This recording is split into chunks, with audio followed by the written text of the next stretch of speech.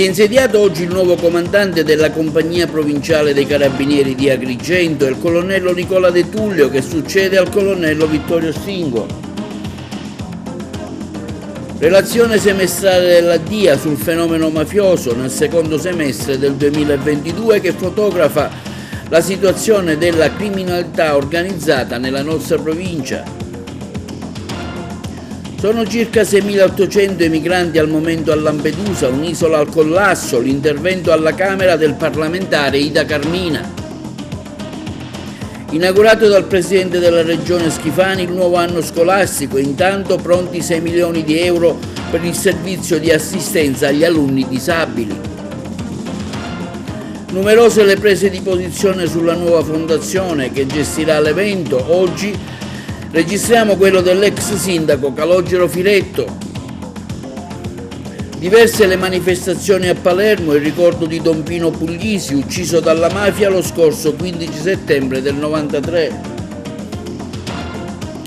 Al via stasera a Caltanissetta la prima festa regionale della Lega in Sicilia, presente il Premier Ministro Salvini. L'ex direttore del Parco Archeologico della Valle dei Templi, Giuseppe Parello, è stato nominato commissario del Consiglio dello stesso parco.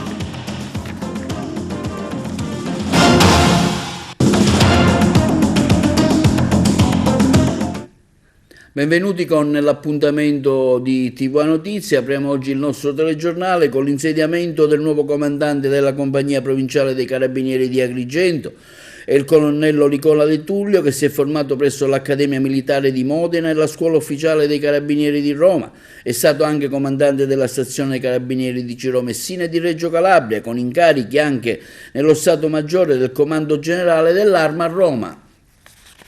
Comandante, ad Agrigento a raccogliere una eredità importante, quella del suo predecessore Stingo, non sarà facile ovviamente. Assolutamente, sono onorato di intraprendere il servizio sulla provincia di Agrigento, è un incarico molto importante, è un incarico in un territorio che è ricco di storia, di cultura, di tradizioni, è ricco di bellezze paesaggistiche e naturali ed è ricco anche di un notevole potenziale. In questo territorio l'Arma continuerà a operare come ha fatto finora, continuerà nel suo impegno al fianco dei cittadini, continuerà nel senso della collaborazione interistituzionale, quindi collaborerà strettamente al fianco della magistratura, con le procure distrettuali di Palermo, con la procura di Agrigento, con la procura di Sciacca, collaborerà con le altre forze di polizia sotto il coordinamento del prefetto per garantire ai cittadini e al territorio la nostra massima vicinanza e la massima attenzione per le esigenze della comunità. Il suo messaggio agli agrigentini? Il nostro messaggio è che l'Arma è presente, lo sarà sempre in maniera più attenta, sempre in maniera più sensibile alle esigenze della popolazione. Lei arriva da un'area nella quale c'è una grande presenza mafiosa e arriva in una provincia, quella agrigentina, dove la presenza è altrettanto importante. C'è anche la zona ovest della provincia che ha particolari contatti con l'area di Castelvetrano e con Matteo Messina Denaro. Lei che idea si è fatto di questo, intanto da osservatore? Sì, vengo da un'area ovviamente con una fortissima presenza di criminalità organizzata, ma con un contesto decisamente differente. Arrivo in un'area ovviamente delicatissima nel contrasto alla criminalità organizzata che qui storicamente e endemicamente presente. Ovviamente l'impegno dell'Arma continuerà a essere quello che è stato garantito finora, con indagini che hanno anche fatto la storia di questi territori, e ovviamente sarà un impegno che sarà guidato dalla direzione distrettuale antimafia di Palermo e sarà sotto la direzione anche delle procure di Agrigento e di Sciacca, quindi al fianco delle altre forze di polizia. Il territorio è un territorio che merita attenzione e noi garantiremo un rinnovato impegno da parte dell'Arma. Ha puntato il dito su Agrigento, capitale della cultura, 2025, un momento importante in cui la città e la provincia sarà protagonista di un evento, diciamo, internazionale. È un'occasione importante per questa comunità, è un appuntamento importante. L'obiettivo dell'Arma è quello di garantire sicurezza. La sicurezza è la precondizione necessaria perché ogni forma di sviluppo, ogni forma di investimento sul territorio possa avvenire in maniera corretta e in maniera più funzionale agli interessi dei cittadini. C'è qualcosa sul piano organizzativo a cui lei sta pensando o che ha già messo in pratica nelle sue precedenti esperienze che vorrebbe portare in provincia di Agrigento? Ovviamente questa è una fase iniziale di conoscenza del territorio e anche della nostra organizzazione sul territorio, ma sicuramente un obiettivo dell'Arma, che è un obiettivo ormai consolidato, è quello della vicinanza al cittadino, vicinanza nei contatti con gli studenti, con i giovani, vicinanza alle parrocchie, l'incontro con i cittadini anche semplicemente per strada per rompere le distanze, per essere vicini alle esigenze e percepire quali sono le necessità dei cittadini. A questo proposito ci sono stati anche autorevoli interventi nelle ultime ore, penso al procuratore della Repubblica di Agrigento che chiede maggiore attenzione. Ecco, qual è l'idea che lei si è fatto nelle sue prime ore in provincia proprio per fronteggiare meglio questa emergenza? L'impegno è massimo da parte nostra e credo che il segreto sia appunto in quello che ha detto il procuratore, nella cooperazione interistituzionale, la sinergia tra le varie componenti, tra quella della magistratura, tra le componenti dell'organizzazione della pubblica sicurezza sarà fondamentale per affrontare anche queste fasi più emergenziali. L'emergenza non è solo Lampedusa, l'emergenza è anche Porto Empedocle, perché queste persone arrivano attraverso la nave a Porto Empedocle e si sta costruendo una grossa infrastruttura che li dovrà ospitare anche contemporaneamente, quindi diciamo la sicurezza è a forte rischio nella nostra provincia, specialmente a Porto Empedocle. Sì, in questo caso la Prefettura sta fronteggiando ogni esigenza, anche le più recenti, anche quelle degli ultimi giorni, e quindi tutte le forze di polizia sono fortemente impegnate in questo settore. Per concludere, lei parlava di incontri periodici anche nelle scuole, è un contatto che voi avrete in tutte le realtà provinciali? Assolutamente, è un contatto che viene fatto attraverso i comandi di compagnia sul territorio, attraverso i comandi stazione, ovviamente vengono attagliati alle varie scuole, ai vari livelli di studenti, quindi dalle scuole primarie alle scuole secondarie, è un contatto costante su cui l'Arma investe molto, proprio perché nei giovani è importante trasmettere il senso della legalità e anche sviluppare il confronto e la conoscenza reciproca. Oggi è uscito il rapporto della DIA, ad Agrigento c'è la Pax mafiosa fra le famiglie mafiose, la Stidda e i Paraccari, quindi diciamo c'è un dato sicuramente aggiornato. Allora, per una forma di prudenza professionale e di approccio preferirei non parlare di dinamiche che conoscerò e affronterò nel prossimo futuro. Ovviamente posso ribadire, come ho detto, che l'impegno nel contrasto alla criminalità organizzata sarà assolutamente prioritario. È stata pubblicata oggi la relazione della Direzione Investigativa Antimafia DIA relativa al secondo semestre del 2022 sull'attività investigativa e sull'analisi del fenomeno mafioso, un report che fotografa la situazione della criminalità organizzata nel territorio della provincia di Agrigento tra luglio e dicembre del 2022 il servizio. Pubblicata la relazione della DIA, Direzione Investigativa Antimafia, relativa al secondo semestre del 2022 sull'attività svolte sull'analisi del fenomeno mafioso, un report che fotografa la situazione della criminalità organizzata nel territorio e in particolare anche della nostra provincia nel periodo tra luglio e dicembre del 2022. Dalla relazione degli investigatori della DIA emerge un accordo di pace tra Cosa Nostra e Stidda nell'Agrigentino con rapporti finalizzati alla risoluzione di problematiche e alle spartizioni di attività illecite. Nella nostra provincia, sebbene sia sempre più evidente la presenza di Stidda, Famigliedde e Paracchi, è sempre Cosa Nostra la principale consorteria mafiosa. Sono stati individuati 7 mandamenti e 42 famiglie sparse nel territorio agrigentino. Nel territorio della provincia esistono quindi 2 distinte organizzazioni criminali, Cosa Nostra e Stidda. Dagli esiti dell'indagine XD conclusa nel 2021 è infatti emerso come Cosa Nostra e Stidda abbiano sancito un reciproco accordo di pace con cui avrebbero instaurato rapporti finalizzati alla risoluzione di problematiche e all'individuazione e spartizione delle rispettive attività criminali. L'inchiesta ha documentato numerosi summit di mafia tra i rappresentanti delle 2 compagini criminali. Addirittura in uno studio legale una nota penalista agrigentina era impegnata nell'interno distretto di Palermo in numerosi processi alle cosche mafiose, nonché compagna dell'uomo d'onore già condannato per partecipazione all'associazione mafiosa, la quale aveva deciso di dismettere la toga e indossare i panni del sodale mafiosa, assumendo pian piano addirittura al ruolo di vera e propria organizzatrice del mandamento mafioso di Canicattì. Tuttavia, nonostante nonostante la presenza nel territorio della SID di alcuni gruppi criminali su base familiare denominati famigliette e paracchi, ancora oggi la principale consorteria mafiosa resta sempre Cosa Nostra, articolata in 7 mandamenti: Agrigento, Burgio, quello del Belice, Santa Elisabetta, Cianciana, Canicattì e Palma di Montechiaro, nel cui ambito opererebbero ben 42 famiglie. La mafia agrigentina, sebbene ancora volta alle tradizioni, cerca di mutare strategia preferendo le pratiche corruttive all'uso della violenza, benché tra alcune articolazioni nel tempo si siano registrati contrasti interni che hanno generato azioni violente. In tale quadro si evidenzia come il 31 ottobre nel 2022 a Palma di Montechiaro è stato rinvenuto il cadavere di un pregiudicato attinto da diversi colpi di arma da fuoco. La vittima era stata tratta in arresto nel 2020 nell'ambito di un'inchiesta che aveva permesso di far luce su 2 omicidi consumati nello stesso territorio. Il 6 dicembre si rileva anche l'omicidio tentato nei confronti di un pregiudicato per reati concernenti gli stupefacenti. Negli ultimi anni si sta assistendo anche al peculiare fenomeno dell'immigrazione criminale basato sulla determinazione dell'organizzazione agrigentina di trasferire i propri interessi illeciti al di fuori dei tradizionali confini provinciali. Molteplici sono le risultanze investigative che hanno comprovato come l'operatività di criminali agrigentini in altri contesti territoriali italiani, indipendentemente dalle dinamiche della nostra provincia. In particolare ricordiamo il traffico di stupefacenti.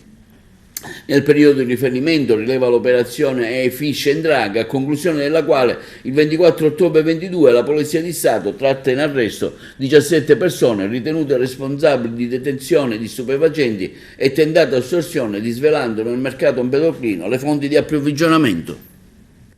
I carabinieri del nucleo dell'Ispettorato del Lavoro di Agrigento hanno denunciato e sanzionato un imprenditore titolare di un cantiere ferroviario sulla tratta Agrigento-Porto Empedocle servizio. I carabinieri del nucleo ispettorato del lavoro di Agrigento hanno denunciato e sanzionato un imprenditore titolare di un cantiere ferroviario sulla tratta Agrigento-Porto Empedocle per delle irregolarità legate alla sicurezza dei lavoratori. I militari dell'Arma dei Carabinieri, unitamente agli ispettori della Regione, hanno eseguito un controllo sul cantiere nell'ambito dell'operazione Safety First. Gli accertamenti di questo tipo si sono intensificati dopo la tragedia di Brandizzo, che è costata la vita a 5 operai travolti da un treno e sono stati coinvolti anche diversi operai siciliani. I titolari della ditta in particolare vengono contestate diverse violazioni: l'omissione della collocazione dei parapetti sui ponteggi, non aver installato i servizi igienici, non aver presentato il progetto per l'installazione del ponteggio, di non aver redatto il documento tecnico con impianti di montaggio. Per questo motivo l'imprenditore è stato denunciato e nei suoi confronti anche una sanzione di diverse migliaia di euro. Sono 6.792 i migranti presenti al momento all'isola di Lampedusa, la maggior parte si trova all'hotspot incontrata in Briacola, ma più gruppi sono in attesa in vari punti dell'isola, soprattutto sui moli. La prefettura di Agrigento ha disposto il trasferimento di 880 persone, 700 verranno imbarcate sul traghetto di linea che giungerà in serata a Porto Empedocle, 180 partiranno con un volo OIM. Intanto sulla vicenda interviene il parlamentare regionale Catanzaro affermando come Lampedusa è di nuovo al collasso. Gli arrivi nell'isola nelle scorse ore hanno toccato numeri record e di fronte all'appello lanciato dal sindaco al governo nazionale per fornire assistenza immediata è assolutamente necessario aggiungere una forte sollecitazione da parte del governo Schifani.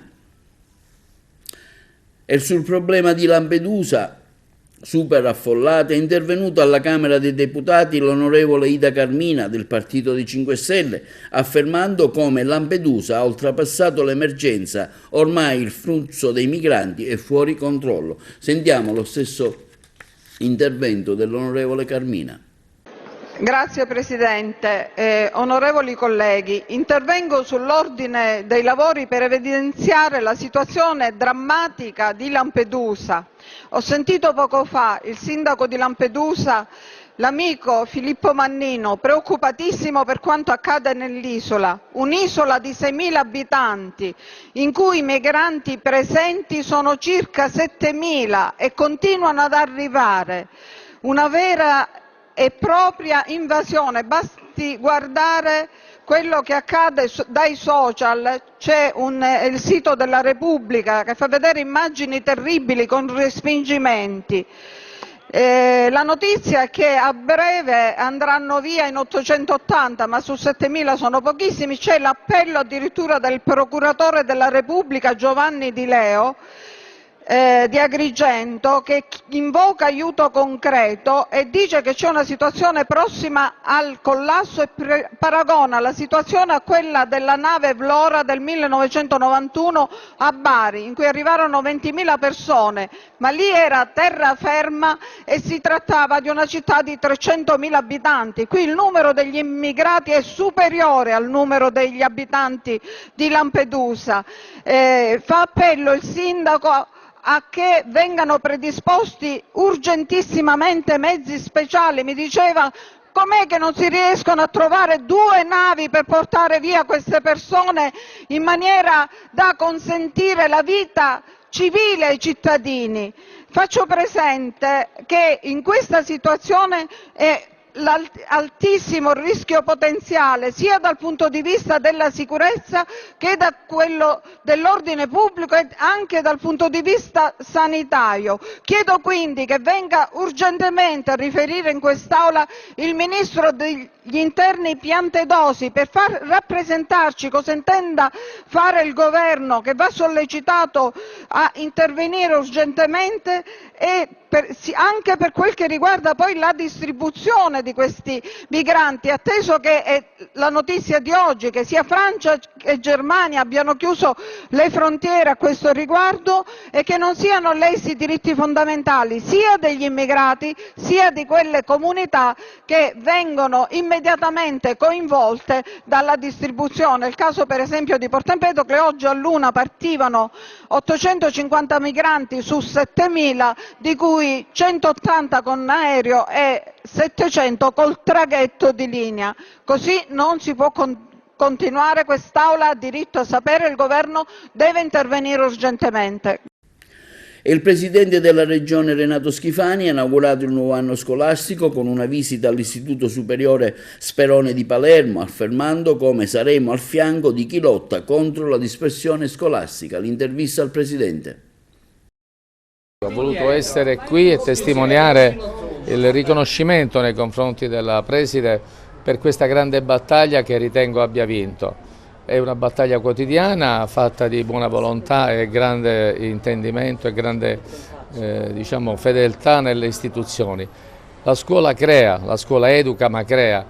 Io sono cresciuto in un rione popolare, ho studiato lì e so bene quanto l'ambiente, quanto la completezza di un sistema possa educare. Erano altri tempi, oggi vi sono maggiori difficoltà in certi ambienti popolari. Proprio per questo io ho apprezzato lo sforzo della professoressa. Siamo qui per testimoniarlo e stare con i ragazzi. Oggi è una giornata importante per loro. Noi come governo, per esempio, mesi fa ci siamo dati un obiettivo. Abbiamo stanziato delle somme che raddoppieremo per il bonus palestre. Faremo in modo che molte famiglie possano mandare i ragazzi in palestra gratuitamente per educarsi non soltanto fisicamente, atleticamente, ma anche eticamente, e sottrarli anche dalla dispersione, sottrarli anche dai tentativi di certa delinquenza che cerca di reclutare in questo ambito figure da istruire per tendere poi a delinquere. Questo è un impegno che abbiamo mantenuto e ne siamo fieri. Adesso vi annuncio che raddoppieremo i fondi, naturalmente, perché è una misura nella quale fortemente credo. E sull'assistenza ai disabili nelle scuole interviene lo stesso presidente Schifani, pronti 6 milioni di euro per garantire il servizio. Stiamo predisponendo un emendamento per consentire l'avvio del servizio di assistenza agli alunni disabili nelle scuole superiori di tutte le province dell'isola, afferma il presidente della regione Schifani, dopo le rassicurazioni dell'assessore all'economia Marco Falcone, relative intanto alla situazione nella provincia di Siracusa in particolare, un dovere morale, prima ancora che una prescrizione di legge, aggiunge il governatore, per garantire a tutti i ragazzi uguali condizioni di accesso al diritto dell'istruzione, ma anche una maggiore serenità per centinaia di ragazzi.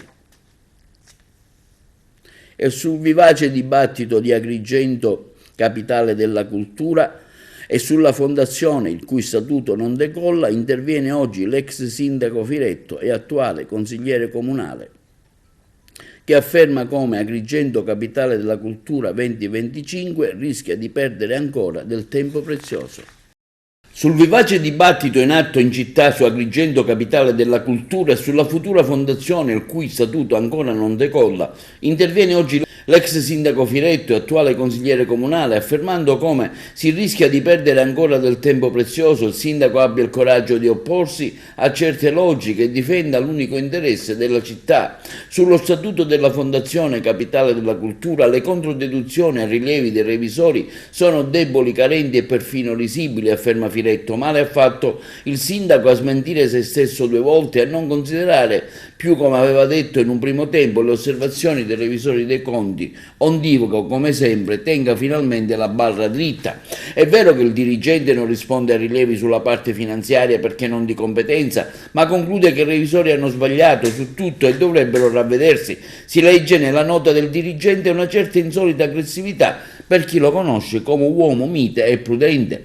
I revisori dei conti di Agrigento hanno evidenziato normativamente, con la giurisprudenza contabile ampiamente richiamata, che la fondazione di partecipazione, per le sue caratteristiche, deve avere un patrimonio sufficiente a coprire interamente i costi necessari al raggiungimento dello scopo e deve dichiararlo all'inizio della storia. I revisori dei conti hanno pertanto desunto dalle prove contabili ufficiali del Comune di Agrigento che alcune delle somme ipotizzate come esistenti e vincolate, come ad esempio la tassa di soggiorno, non sono indicati i criteri e i modi reali per averle. E questo è uno degli aspetti che non consentiranno alla Fondazione, continua Firetto, di ottenere la personalità giuridica. Non è stato approvato il rendiconto del Comune 2022, non vi è certezza dunque delle somme che come quantificate nel dossier, ma potremmo anche aggiungere che la tassa di soggiorno dovrà essere utilizzabile secondo il regolamento vigente approvato dal Consiglio Comunale di Agrigento, che prevede diverse destinazioni per capitoli.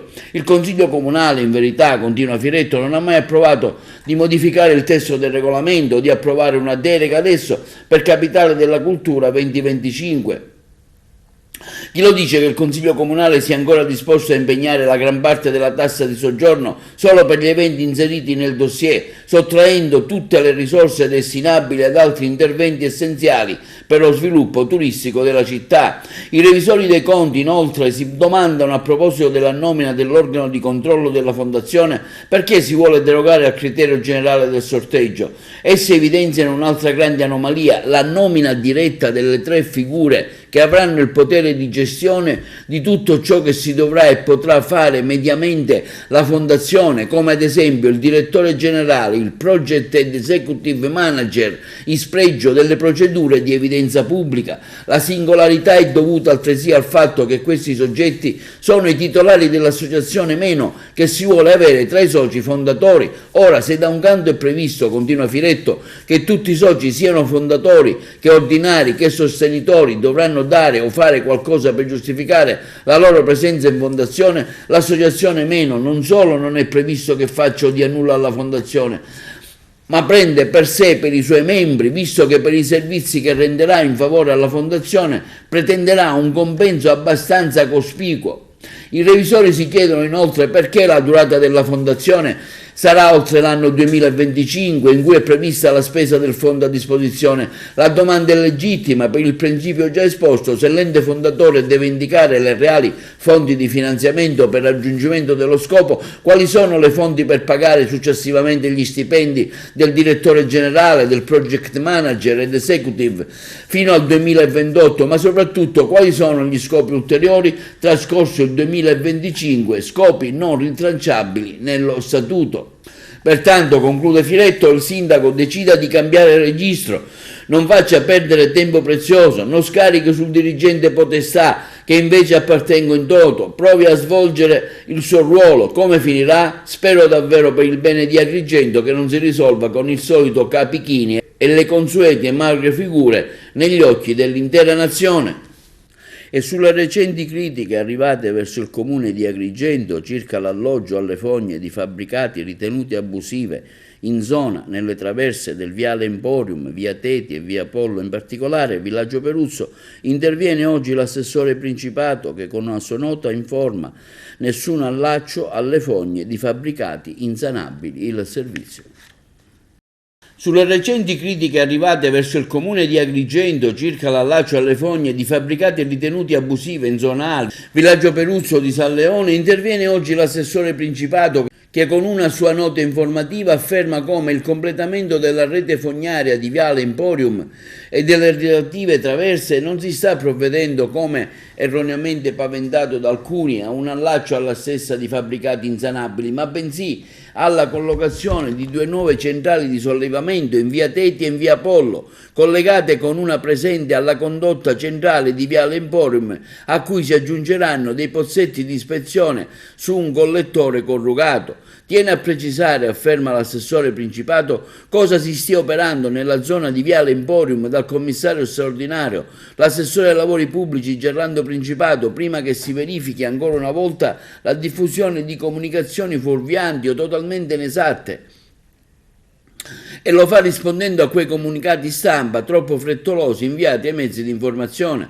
Le risposte che si augura l'assessore Principato sono che possano in un futuro essere espressioni di un dialogo diretto e costruttivo e non tramite i media. I lavori attualmente in corso, afferma Principato, derivano da una richiesta di integrazione risalente a una conferenza di servizi nel lontano febbraio del 2016 dall'allora dirigente ingegnere Principato, che ha proposto di inserire nel progetto della rete fognaria in valutazione la zona a valle del Viale Emporium attualmente sprovvisto. Nelle successive conferenze di servizi, sulla base delle planimetrie e dei dati forniti dal settore quinto e dalla sovrintendenza di Agrigento, l'elaborazione cartografica derivata dal volo ATA 2008, nella quale viene rappresentata la situazione in atto di urbanizzazione antecedente e successiva al rilevo fotografico dell'ottobre del 68, sono state validate in dettaglio le traverse di Viale Emporium sprovviste di rete fognaria, come la via Teti, la via Apollo, la via Afrodite e il Parco Oliva, da servire con opere in argomento, ricadendo i bacini, prosegue l'assessore Principato,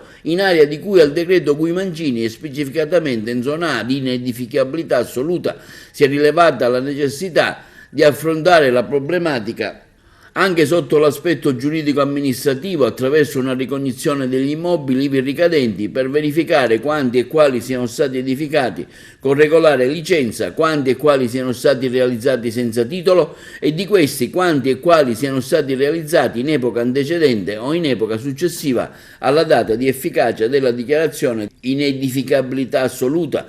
Le autorizzazioni di allaccio, ci tengo a precisare, conclude l'assessore, devono essere richieste e autorizzate dal Comune di Agrigento e da AICA nel rispetto dei pareri già rilasciati in osservanza agli immobili in cartografia del 1968. Diverse le manifestazioni a Palermo in ricordo del beato Pino Puglisi, ucciso dalla mafia il 15 settembre del 1993. Ascoltiamo le interviste a Matteo Artale, presidente del Centro Padre Nostro, e al segretario della CISL, Sebastiano Cappuccio. In un momento tanto difficile per i giovani torna attualissimo l'impegno del beato Puglisi, ucciso da Cosa Nostra il 15 settembre del 1993 a Palermo, perché capace di indicare nella quotidianità un cammino diverso alle nuove generazioni di allora.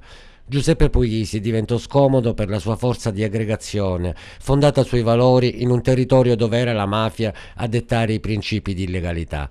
Oggi è Maurizio Artale, presidente del centro di accoglienza Padre Nostro, fondato da Don Pino Puglisi, a rilanciare su giovani accoglienza da Brancaccio, il quartiere al quale Don Pino donò la vita. Il giorno 22 inaugureremo un centro aggregativo per giovani.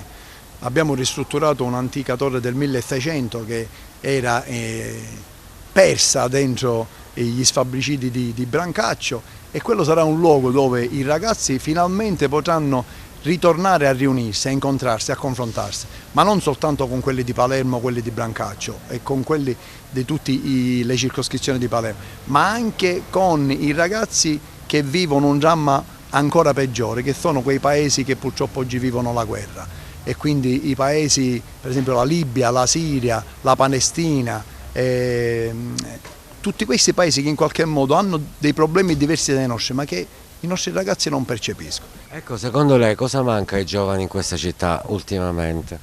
Mancano i valori di riferimento, nonostante figure come Padre Puglisi li abbiano fortemente sottolineati con la loro testimonianza e con il loro sacrificio.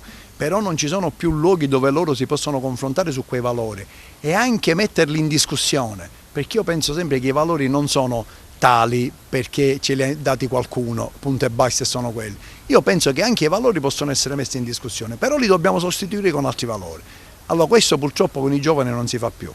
Allora vogliamo creare questo luogo dove si chiama appunto Young Lab per dare un senso più innovativo, più giovanile, ma sarebbe un laboratorio di giovani, dove i giovani si devono di nuovo sperimentare all'esercizio del pensiero, all'esercizio del confronto e soprattutto dell'accoglienza. Puglisi, ricordiamocelo, vuole aggiungere quella parola al nome. Centro Padre Nostro lo volevano intitolare grazie all'indicazione di Ilia Cerrito, ma lui dice gli dobbiamo mettere centro di accoglienza Padre Nostro. Ecco la differenza, l'accoglienza è quello che ci contraddistingue rispetto a tutti quelli che invece respingono le persone. Noi siamo stati altre volte in questo centro, da altre parti oggi lo facciamo direttamente proprio nel centro Padre Nostro dove c'è la casa del Beato Don Pino Puglisi. Riteniamo che sia importantissimo per alcune motivazioni. La prima, vogliamo omaggiare anche noi con il lavoro che stiamo facendo in questo senso il trentennale della scomparsa, ahimè, per mano della malavita organizzata di Don Pino Puglisi. Ma accanto a questo vogliamo affermare con il lavoro che stiamo facendo e sostenere con l'impegno che un'organizzazione sindacale con una presenza sociale forte come la nostra ha, sostenere il messaggio di Don Pino Puglisi. Non solo dal punto di vista della lotta forte e senza quartiere alla illegalità e quindi la legalità al centro dell'azione di chiunque, ma anche al centro ciò che Don Pino Puglisi predicava e che fa parte della nostra azione sindacale, la persona, il lavoro, la famiglia, il disagio sociale, per accompagnarlo a un modello di sviluppo. Don Pino Puglisi diceva una cosa importantissima, e cioè proponeva un messaggio di vita antitetico alla cultura malavitosa. Il messaggio di vita antitetico alla cultura malavitosa, oltre a farlo ed esercitarlo profondamente con la propria azione, consiste proprio in questo: rendere centrale la dignità della persona, la legalità, il lavoro, lo sviluppo, l'accompagnare le difficoltà dove ci sono le povertà e il disagio sociale e rendere tutto questo motivo culturale di prospettive e di vita. La linea alla regia per la pubblicità.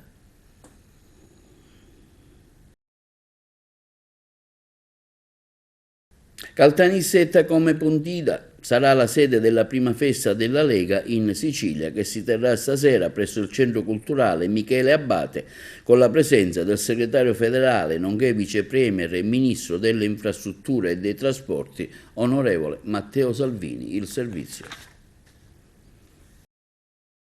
Caltanissetta come Pontida sarà la sede della prima festa della Lega in Sicilia, che si terrà stasera a Caltanissetta presso il Centro Culturale Michele Abbate, alla presenza del segretario federale nonché vice premier e ministro delle infrastrutture e dei trasporti onorevole Matteo Salvini.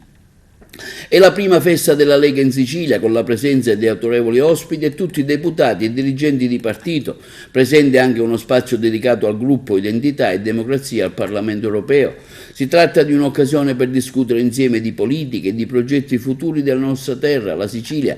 Un'occasione insomma per dare spazio alle tradizioni siciliane, degustazione di prodotti di eccellenza, assistere ad alcune esibizioni, attraverso un'azione costante e tenace del lavoro serio e convinto sul territorio come quello che stiamo portando avanti e che la Lega potrà radicarsi e avanzare vittoriosa anche nella nostra Sicilia. Questo è il commento dell'europarlamentare della Lega e commissario regionale per la Sicilia Tardino. La Sicilia rappresenta una sfida per tutto il territorio nazionale, per me in particolare, per almeno due motivi. Il primo riguarda il lavoro e le infrastrutture, il secondo riguarda l'autonomia che è nel DNA di questa terra meravigliosa. Questo quanto dichiarato dal vice premier e ministro per le infrastrutture e trasporti Matteo Salvini. Per la Sicilia c'è un pacchetto di investimenti per la rete stradale da 15,3 miliardi di nuove opere e quasi 2 miliardi di manutenzione programmata, in cui si aggiungono altri 13 miliardi per le ferrovie. Nel concreto significa intervenire sulla Ragusa-Catania, adeguare la strada statale 640 Agrigento-Caltanissetta, accelerare sulla tangenziale di Gera, collegare Palermo con le autostrade A19 e A29 e costruire le tangenziali di Agrigento e Catania.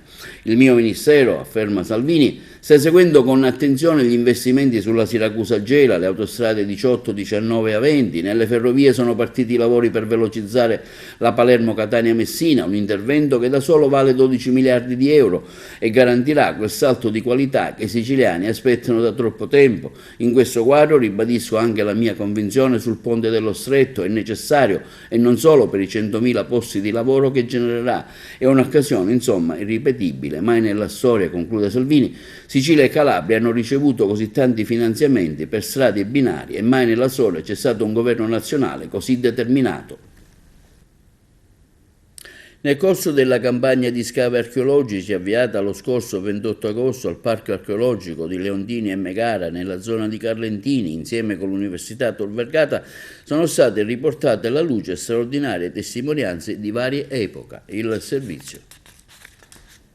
Nel corso della campagna di scavi archeologici lo scorso 28 agosto del Parco Archeologico di Leontinoi e Megara nella zona di Carlentini, insieme con l'Università di Tor Vergata, sono state riportate alla luce straordinarie testimonianze di varie epoche, un'equipe composta da circa 30 studenti di archeologia guidati dal docente Pisani e Molinari ha operato in 2 aree vicine sul pianoro settentrionale del Colle San Mauro all'interno del parco.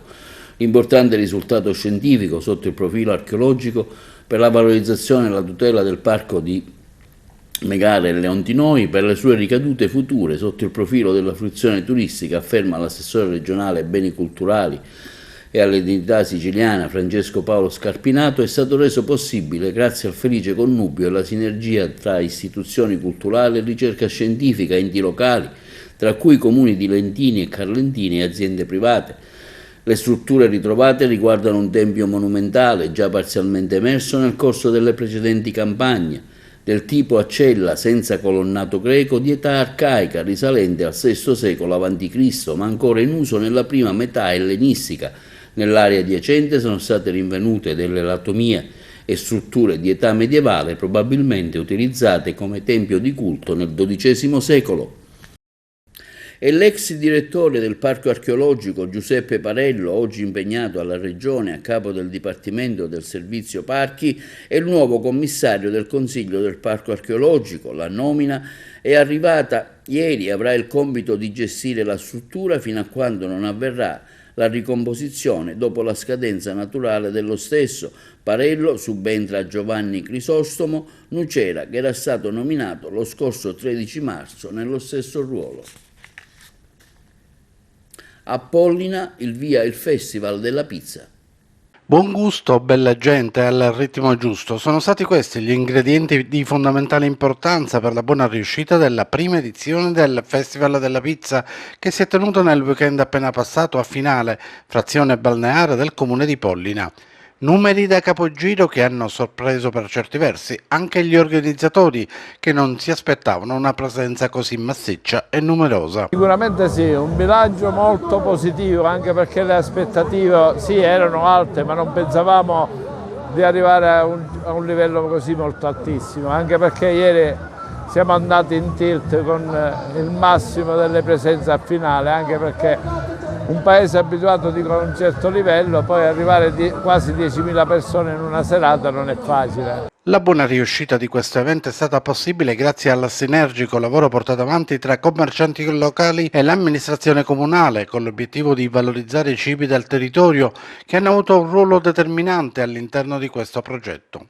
Per il sindaco Pietro Musotto è già tempo per tracciare un bilancio su questa manifestazione. Il Festival della Pizza ha rappresentato un progetto di marketing territoriale per l'intero territorio madonita e non soltanto per il comune di Pollina. Fin dal primo momento, nel momento in cui abbiamo ricevuto la proposta del socio privato che ha organizzato l'evento, il comune di Pollina ha creduto a tale manifestazione e per tale ragione abbiamo da subito patrocinato l'evento. Penso che ci daremo sicuramente un arrivederci al prossimo anno. E Giuseppe Leto, un cantante di Cammarata che partecipa a un contest musicale di caratura internazionale. Il servizio di Giuseppe Moscato. Giuseppe Leto, giovane tenore di Cammarata, rappresenterà l'Italia partecipando al famoso Music Contest che andrà in onda a fine settembre su TV2 Group, la più importante rete televisiva nazionale dell'Ungheria. Giovane promessa della musica italiana, Giuseppe Leto nasce artisticamente con l'Accademia dello Spettacolo Palladium di Favara, diretta dall'insegnante di canto Lia Minio. Le sue eccellenti qualità canore con la voce da tenore vengono subito notate ed apprezzate, diventa protagonista in alcune puntate del format di Canale 5 Io Canto, la nota trasmissione che mette in risalto giovani talenti canori presentata da Gerry Scotti. Canta O Sole Mio e riscuote un successo di pubblico e di critica che va oltre ogni più rosea aspettativa. Sempre su Canale 5 duetta con diversi artisti di calibro internazionale. Memorabile il suo duetto con Albano, con il quale ha interpretato Voglio vivere così. Recentemente è stato ospite a Favara per la festa di San Giuseppe con altri artisti dell'Accademia Palladium. Il Music Contest, dove Giuseppe Leto parteciperà, è un misto tra Italia's Got Talent, The Voice e Tale e Quale, e il giovane talento siciliano sarà il primo che rappresenterà ufficialmente l'Italia.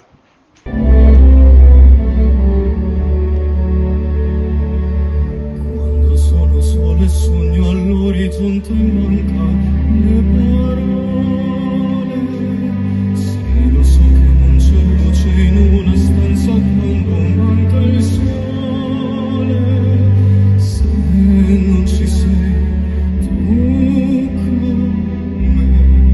me su le finestre mostro a tutti il mio cuore che hai acceso, chiudi dentro me la luce che hai incontrato per strada.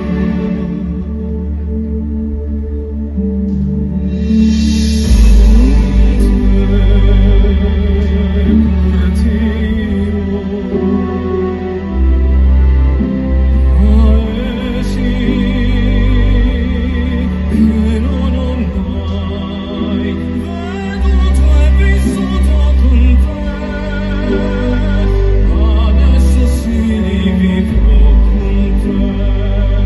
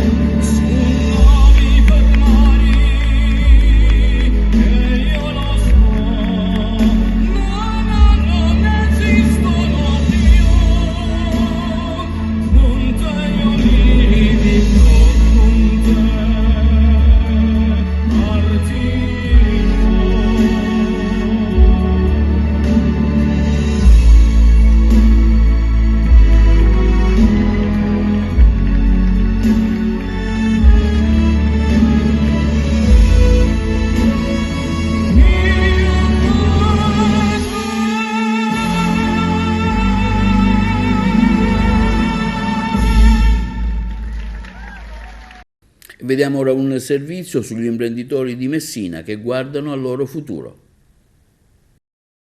Noi come Sicindustria stiamo spingendo in maniera impressionante su tutte le aziende, perché è un momento storico in cui in tutto il Sud c'è grande attenzione per il digitale, perché chiaramente è il momento in cui finalmente il Sud si sta avvicinando al Nord, perché essendo senza strade, senza collegamenti, senza trasporti, con costi altissimi, l'unico modo per avvicinare Messina al mondo è quello di usare il digitale. Quindi da qui grandissima attenzione a questo, grandissima attenzione anche alla costruzione del Futuro Innovation Hub, grandissima attenzione alle possibilità per il turismo e per gli altri settori industriali di accaparrarsi oggi come Messina, creare dei rapporti con i più grandi gruppi del digitale per portarli qua, per incrementare il proprio know-how e cercare di portare Messina in Europa tramite il digitale, quindi occasione unica che non dobbiamo perdere. Quali dovrebbero essere i primi provvedimenti che la politica dovrebbe realizzare per creare le condizioni ottimali di futuri investimenti? Ma sicuramente anche creare dei luoghi e dei meccanismi per consentire alle aziende di entrare immediatamente nel digitale, quindi con aiuti economici, con aiuti di persone esperte che riescono a portare velocemente le aziende nel digitale, e soprattutto chiamare a raccolta tutti i vari imprenditori del turismo e dell'industria per fare rete, cioè città di Messina che si rivolge al mondo tramite una rete, dal turismo alla sanità, ai trasporti e tutto il resto, tutto in digitale, avvicini la città al mondo. Bene, questo è tutto per TV Notizie di oggi e vi diamo appuntamento alla prossima edizione. Vi auguriamo una buona serata.